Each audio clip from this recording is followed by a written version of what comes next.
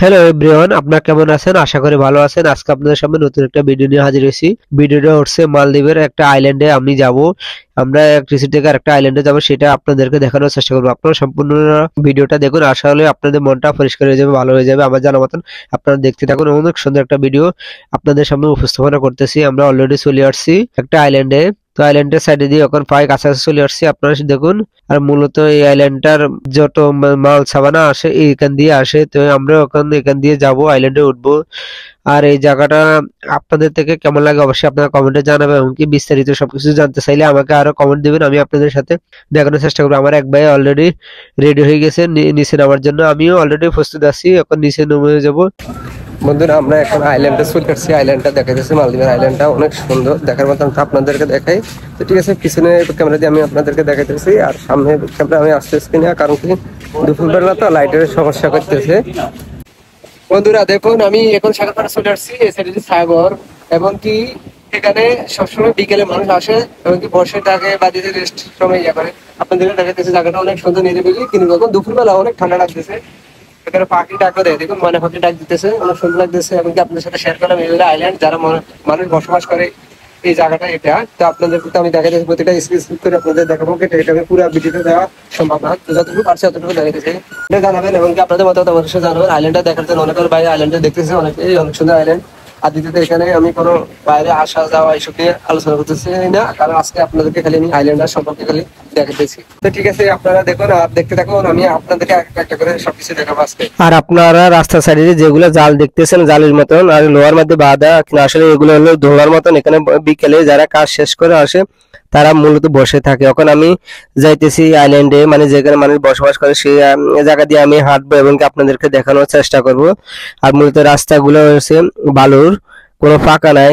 বৃষ্টি হলে অটোমেটিক নিচে পানি চলে যায়, রাস্তা আবার অটোমেটিক শুকনো থাকে, ভালো থাকে। আর এটা হলো দোকান, তো আপনাদেরকে দোকানের কিছু ভিডিও দেওয়ার চেষ্টা করবো, তো আপনারা সম্পূর্ণ ভিডিওটা দেখতে থাকুন। আর সামনে আমার 2-3 ভাই আছে, তারা হাঁটতেছে, আমাকে বলতেছে এই রাস্তাগুলা বা দিছে আইল্যান্ডে। আমি এই আইল্যান্ডে আসছি আমার জানা মতো অনেক 3-4 বছর আগে আমি হাঁটছিলাম, এখনো আসিনি, তো আজকে আসছি। এই বট গাছটা হলো এই আইল্যান্ডের সবচেয়ে পুরানো বট গাছ, অনেক বড়, সেটা আপনাদেরকে দেখাইতেছি। অনেক পুরানো বট গাছটা আপনাদেরকে দেখাবো, কারণ কি এই আইল্যান্ডে অনেক মানুষ বলতেছে এটা অনেক পুরানো বট গাছ, ভাই অনেক বছর বছর ধরে এটা এখানে রয়েছে যতদিন।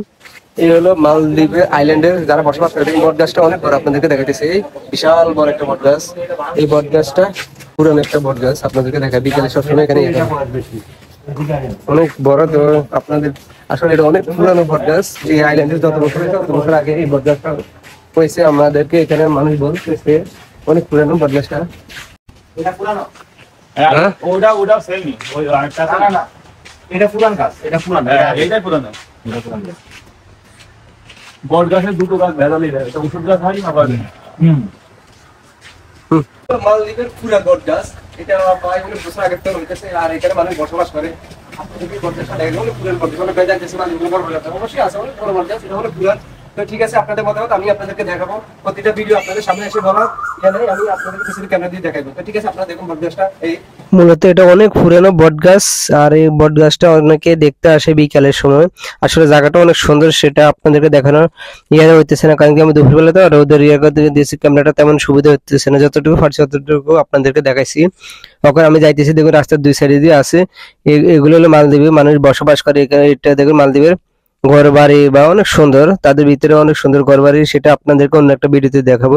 তো খালি আজকে যেখান দিয়ে তাদের রাস্তা আছে, রাস্তা দিয়ে আমি যাইতেছি, এবং দুই পাশে ঘর বাড়ি আছে, সবগুলো দেখাইতেছি। আর গাছগুলা, এটা হলো যে গাছটা আপনাদের দেখাইতেছি, এটা হলো এই দেশে মানে জ্যাকফ্রুট, মানে বাংলাদেশের যেমন কাঁঠাল, এটা হলো এই দেশে কাঁঠাল, জাতীয় ফলের মতন এটা এই দেশে কাঁঠাল। তো ঠিক আছে, আমি এখন রাস্তা দিয়ে যাইতেছি, আর দেওয়ালটা অনেক সুন্দর, অনেক পুরানো। আর এটা মালদ্বীপে একটা আইল্যান্ড, কিন্তু বোঝা যাইতেছে না যে এটা একটা আইল্যান্ড। আমি মূলত এখন আইল্যান্ডের মাঝখানে আছি। আর এই যে নারকেলটা দেখতেছেন, এটা হলুদ নারকেল গাছ, সেটা আপনাদেরকে আমি জুম টেনে দেখাইতেছি। নারকেল গুলো অনেক সুন্দর দেখাইতেছে, আসলে এগুলো হলো ডাব।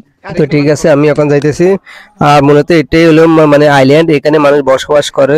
তবে রাস্তা দিয়ে ঘুরতেছি, আমার 2 ভাই আসে, আমাকে দেখাইতেছে যে দেখো উপরে ফুল দেখা যাইতেছে গাছের মধ্যে, আর এটা হলো আম গাছ, এই দেশে আম গাছ সেটা। আর দেখো রাস্তা সাইডে কলা গাছ, সাগর কলা গাছ, সেটা আপনাদেরকে দেখালাম। এখন আমরা যাবো একটা পার্ক আছে, পার্কের মধ্যে যাবো। মূলত এই পার্কটা সবসময় বিকেলে মানুষ আসে, ঘুরে ফেরা করে, এখন দুপুরবেলা মানুষ নাই। দেখুন অনেক সুন্দর দেখার মতো একটা পার্ক। আর এখানে ফ্রি বাসে ফ্রি ভাবে ঢোকা যায়, ভিতরে ঢুকে আপনি সবকিছু দেখতে পারবেন। এমনকি বাড়তে পারবেন, বাংলাদেশের যেরকম টিকিট লাগে এখানে টিকিট লাগে না, আপনি ফ্রি হিসেবে আপনি সবকিছু দেখতে পারবেন। এই হলো দুপুরে এখানে আমরা আছি, এখন দেখা যাইতেছে না এখানে মানে খেলার মাঠ এবং সবকিছু চলতেছে।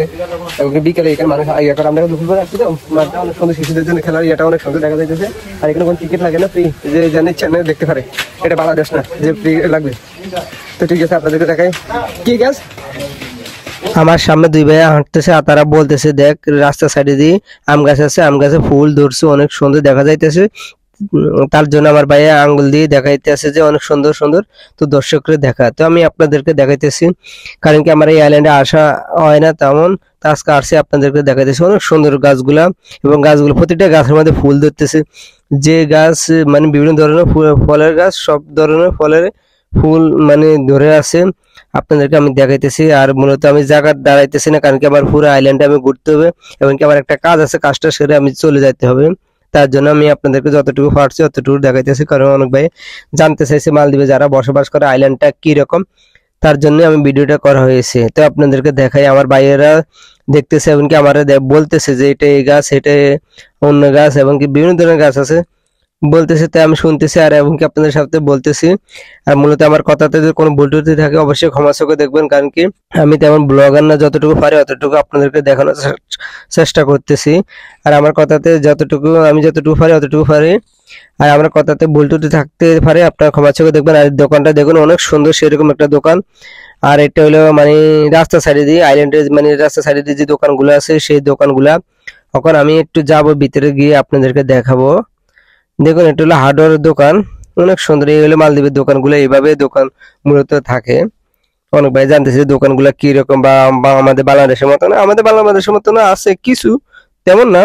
এটা হলো বিদেশি ভাই, এটা এখানে অনেক সাজানো মানে গোছানো করে সামানগুলো রাখা হয়।